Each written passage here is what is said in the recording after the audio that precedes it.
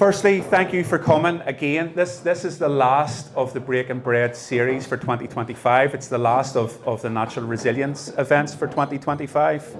It's been a great year here in Regency House with these breakfast mornings. We've had some phenomenal guests from Mary Peters.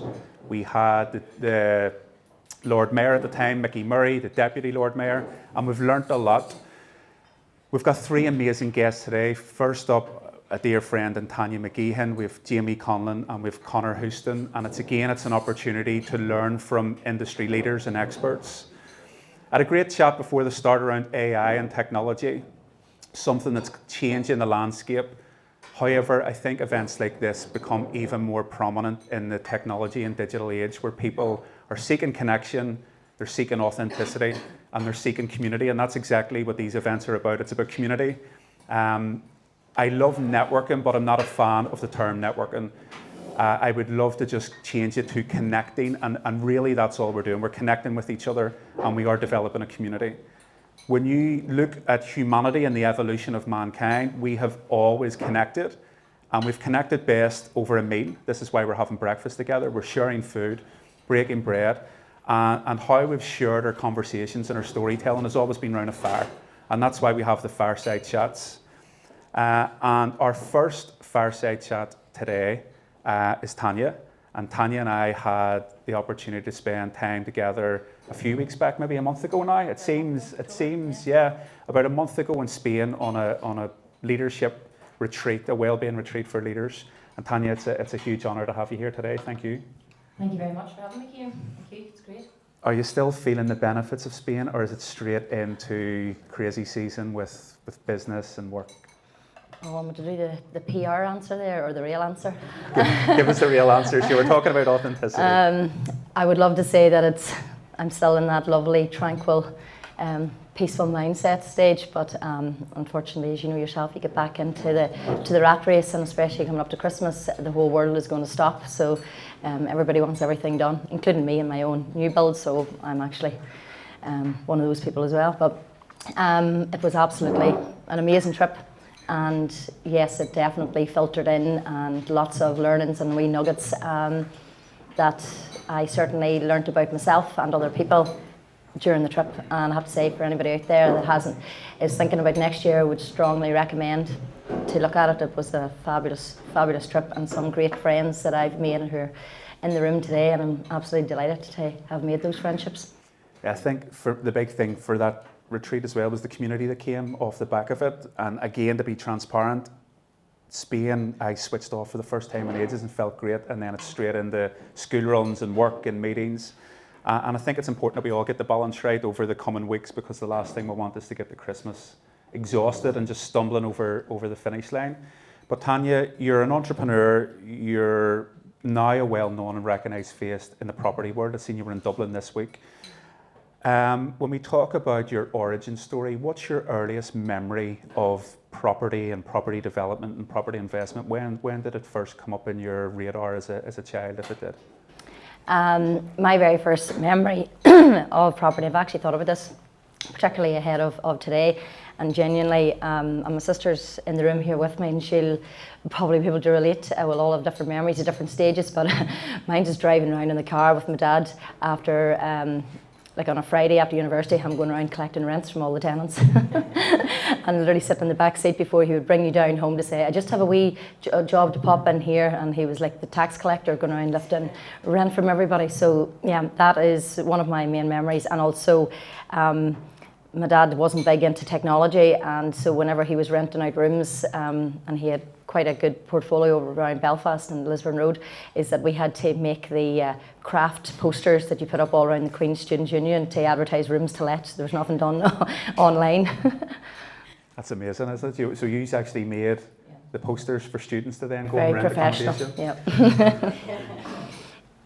Can you join the dots now, looking backwards, the influence your dad had on your mindset with regards to property, or your influence on the fact that property could be used as an asset, it could be used as a full-time business role? Now, yes, I can. Now that I'm in the industry and working for a long period of time, no, I didn't see any connection for me to property for many, many years, and have only come into property, well, I want to say only 16 years.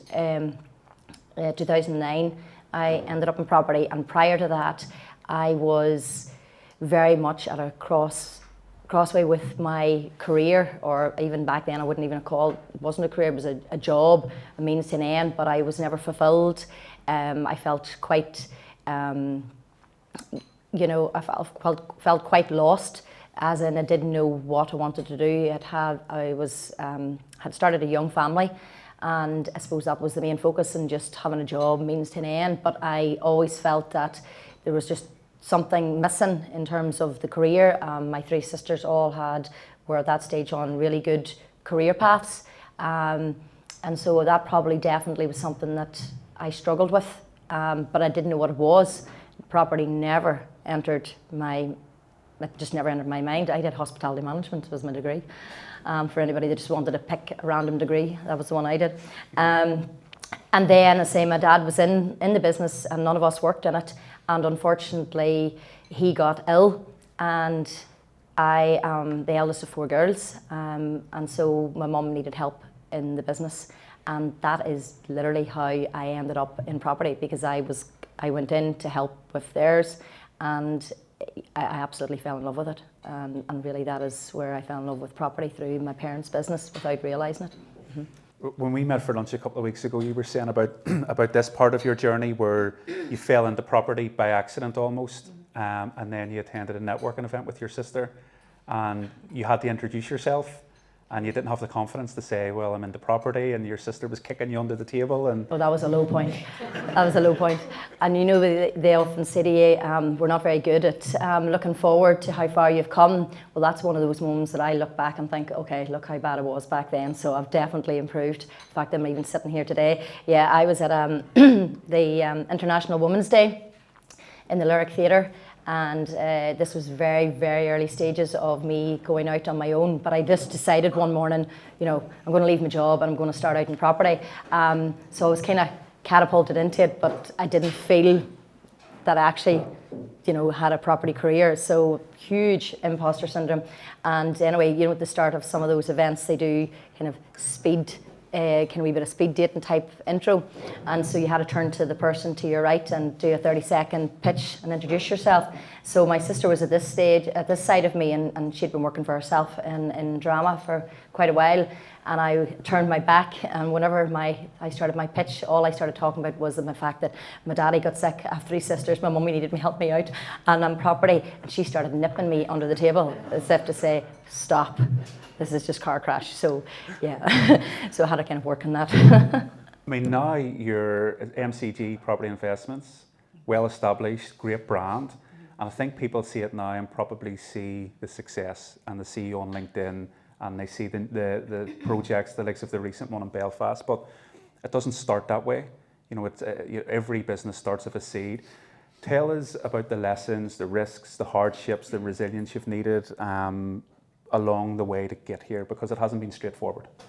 Oh God, no, absolutely not. But to be fair, I would say anybody in the room, and particularly entrepreneurs, there's no such thing as a straight road, and it's constant. It doesn't, even with been in the industry 16 years, I'm self-employed 2017, so 8 years. It's constantly up and down. I don't think it ever gets to being a straight road. When I first started out, my plan was simply to work in something that I loved, which was property, but just to create a salary to replace the salary that I was having in my previous job. That was the sole objective. There was no ambition or plan at that stage to have clients, to have investors, or to provide a service. It was solely just for kind of for my own love of property, and to obviously be remunerated for that. So when I first started, it was just purchasing properties, renovating them, and then flipping them on. And that was the part that I found when I worked in my parents' business that I loved the most, because I loved the transformation that you could do in properties, and I felt that was something that I was good at as well as loving. And I do think that, I know it's an old cliche, but if you do, you know, work in something that you truly love, you know, you're never going to work another day in your life. And so that's how I felt about it. But I mean, I remember the first property I flipped on Ravenhill Road, and of course this is where you have to detach emotion and make it, which is now, it's totally transactional, is that of course I was decorating the home that I was, as if I was going to move into it. The most gorgeous walk-in wardrobe you ever seen. Needless to say, I just broke even on that one. Lucky I did. So yeah, that was, great lessons to learn that, in terms of your pricing, your discipline, and I am absolutely 100% a figures person now. It is completely transactional. So there's no emotion involved with me in relation to property. And so I suppose that it's taken quite a number of years to ensure that I stick to the numbers and I'm disciplined on it. I wanted to ask you a question about pressure, because obviously there's risk involved, like all businesses, but I was doing a very, very small bit of work at home, like one room, so minute compared to what you're doing. But I assumed from somebody that's not involved in property or construction that if the joiner says he's going to come out on Monday, he'll come out on Monday, he'll be finished by Wednesday, the painter will come on Thursday, and by Friday it's sorted. Oh, and we all live to live in that world. and it's far from it, but you're operating, that's on a big scale. There's so many moving parts in your world, there's so many timelines, there's so many phone calls to be made. How do you deal with that? Like, you have, is it? Is it your phone? It's my phone. Point proof it. Sorry. The painter's late. Can you get it off? Do you want me to turn it off? Okay. Brilliant. Okay. Sorry. So it's a great point. How do you? So you have very clear dates that you need to get properties finished by, to get people into them, to make cash flow come in, to make your business sustainable. And then there's so many moving parts outside of your control. Painters, joiners, contractors, all these things. How do you deal with the pressure of that? Yeah, great question. And actually, probably when we were chatting, you'd asked me previously in the lead up to this about, some kind of lessons that I wish I had have known at the start of the journey, and that probably one of them is linked to that, which would be down to kind of mindset and how you deal with all of those different challenges. They're going to be there at every project. There's no doubt about that. So I suppose now it's just you're going in with the full acceptance that you're going to come across all of those challenges of maybe unforeseen, and particularly in the type of area that I work in, retrofitting, you're going to come up against unforeseen issues when you're lifting floorboards. I came up with it yesterday in a property. That's goes part and parcel with the job. But I suppose my mindset is the bit that I have worked on over the years that has certainly massively helped from when I started. So had something unforeseen like that came up this week happened 5 or 6 years ago, it was complete another meltdown, panic stations. And if I'm panicking and in front of my team, then they're all going to panic as well. And nothing gets done, it's just chaos. Whereas I don't panic about anything like that now. I respond much calmer, and then it's a case of, okay, it's happened, what's the solution?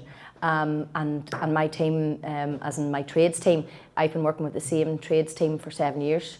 There's a few extras that have joined the team, and there's more teams now, but the core team that literally does my day in, day out stuff are with me 7 years. And so working with the same team, back to your point at the beginning, trades, unfortunately, I hope there's no trades in the room, but just the one over there. Well, Mark has it down to a T.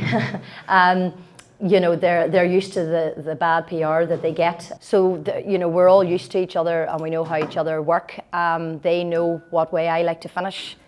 They know the particular snags that I hate and I don't want to see, and so. And then obviously just working on the volume of work. So it's the same team that works in all the projects. So you're moving from one to the other. And I think then with having that relationship and that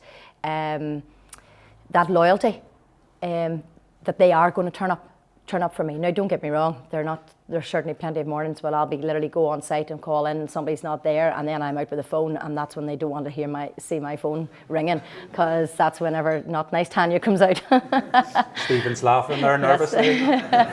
Knows what that's like. And you do have to be firm with them, obviously respectfully, but Yeah, there's no doubt about that, because whenever we're doing a job, it's not just about the timeline, just to say to the guys, there's a timeline. I'm legally contracted. I'm providing my clients with a legal binding contract on a timeline. So it's on me, like it's on me to make sure that we finish and deliver. Now, obviously, like anything, if there's something, the client changes their mind about something, they decide they want to take down another wall in a property that they didn't decide at the very beginning, then that changes the deadline. That's different. But I mean, in terms of the core contract that you're appointed to do, it's on me to manage the trades, it's on me to manage the timeline, and to be fair, down to the relationships that I have with the team. Let's talk about property for a minute. There's some investors in the room, there's some people involved, like wealth management, some entrepreneurs. Why would you argue that property is a good investment and it's steady compared to maybe some of the other digital assets that people go for? Well, I suppose first of all, you know, everybody will have their own particular preference on investment asset. You know, it'll firstly start with your own personal preference and what you like. So some people will like to invest in gold, some people will prefer the stock market. You know, property's mine, so it just happens to be that is the asset class that I particularly like, and I know and I love it. Every single one of them carry risk. There's no doubt about that. Doesn't matter which asset class that you're investing in, they all carry risk. I'm a huge believer in having a diverse portfolio, whether that be across different asset classes, without a doubt. And if I'm speaking to investors and clients, I regularly would say to them, don't be investing all of your capital into one asset class, diversify, and then diversify within the actual each asset class. So for example, in property, don't have it all in buy-to-lets, have a mixed bag, commercial, residential, HMOs, buy-to-lets, whatever. I do think that diversification is key. And so in terms of, for me, property, I know it's such the pun, but you do have the bricks and mortar of an actual tangible asset class, which I particularly like. The whole, like for example, crypto, that just scares me. You know, that's just because I don't know enough about it. And Stephen will account for it. I'm one of them people, I have to see, feel and touch something to be fully all in. And so for me, that property provides that. You will always, everybody will always need a roof over their head. Simple as that. So for me then, you will always have an end user for your property. And I do believe, regardless of what economic markets we're going through, that if you have a property, and again back to diversification, if one particular strategy, for example, of Airbnb through COVID, please God we never have anything like that happening again, Airbnbs are not going to work as well from a touristy point of view, but I suppose they, if you have different exit strategies as well with each asset.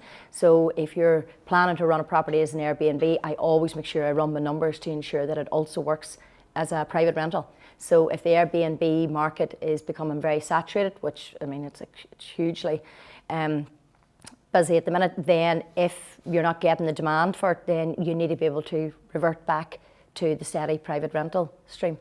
And so for me, there's so many different ways to slice and dice property strategies. Looking forward, your business has really progressed the last few years.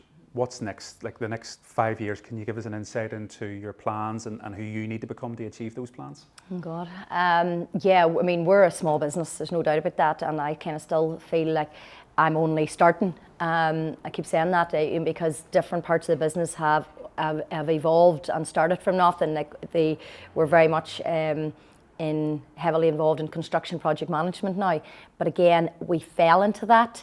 Accidentally. It wasn't actually a strategic plan, and it evolved from working with our investor clients, and then whenever we would have been acquiring properties for investors, then they would have said, well, can you just go on ahead or oversee the construction and the renovation of the property. So that business has really only started in 2022, and that has seen a huge trajectory, and we're still on that trajectory very much so. We're working with homeowners, and so that's a whole other sector, much a more difficult sector to be fair, but a very different one. So in terms of the next 5 years, I very much want to grow that side of the business.